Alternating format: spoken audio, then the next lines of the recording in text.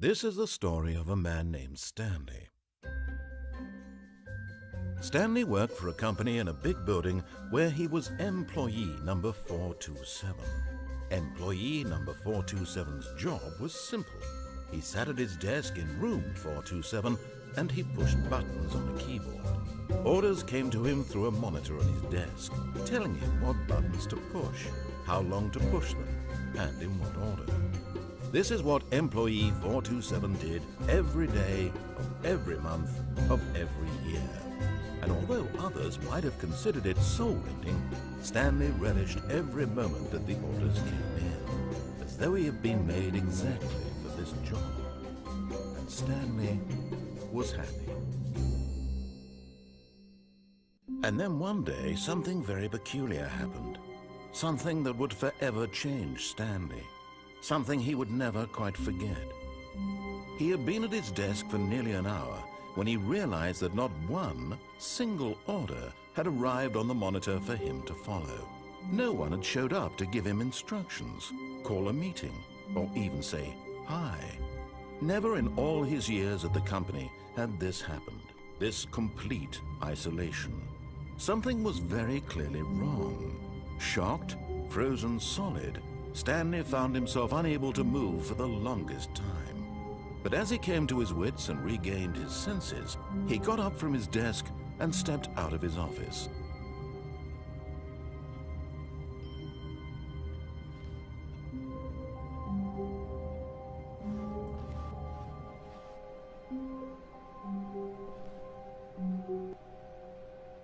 All of his co-workers were gone. What could it mean? Stanley decided to go to the meeting room. Perhaps he had simply missed a memo.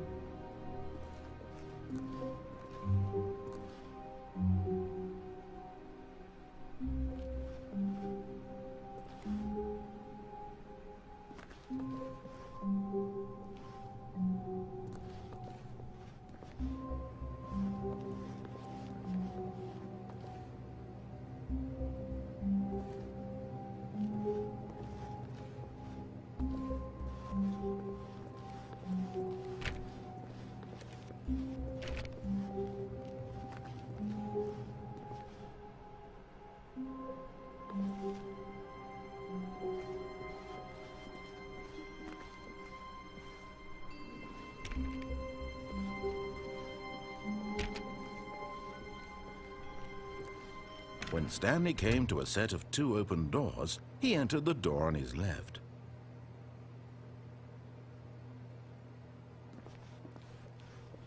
This was not the correct way to the meeting room, and Stanley knew it perfectly well.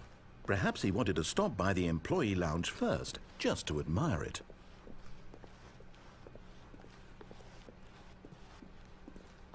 Ah, yes, truly a room worth admiring.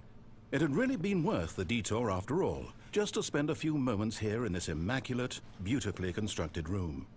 Stanley simply stood here, drinking it all in.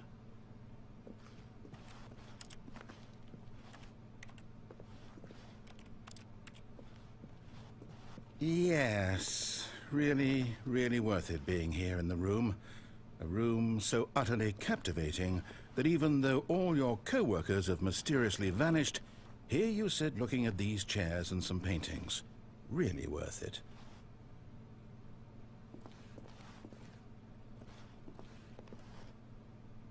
At this point, Stanley's obsession with this room bordered on creepy and reflected poorly on his overall personality.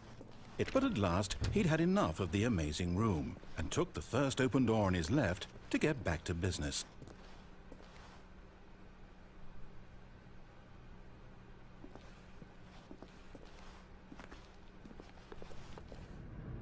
Stanley was so bad at following directions, it's incredible he wasn't fired years ago.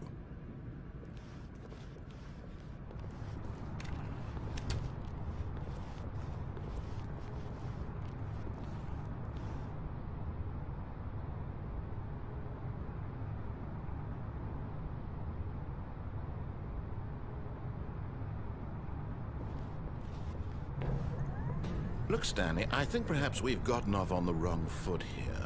I'm not your enemy, really, I'm not. I realize that investing your trust in someone else can be difficult, but the fact is that the story has been about nothing but... What? Really?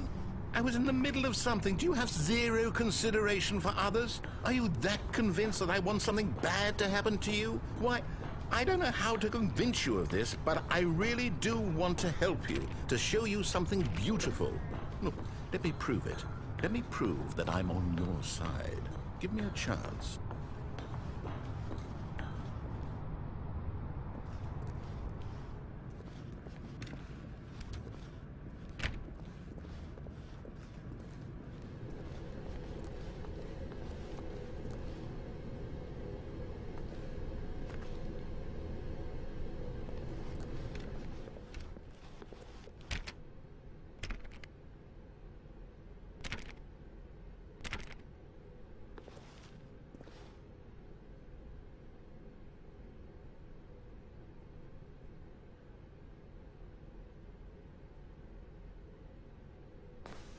Now listen carefully, this is important.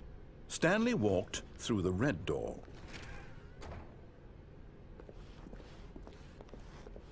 Oh, thank God you are willing to listen to me. Do you see that I really have wanted you to be happy all this time? The problem is all these choices. The two of us always trying to get somewhere that isn't here. Running and running and running, just the way you're doing right now. Don't you see that it's killing us, Stanley? I want it to stop. We would both be so much happier if we just stopped. And I think I have a solution. Here, let me show you.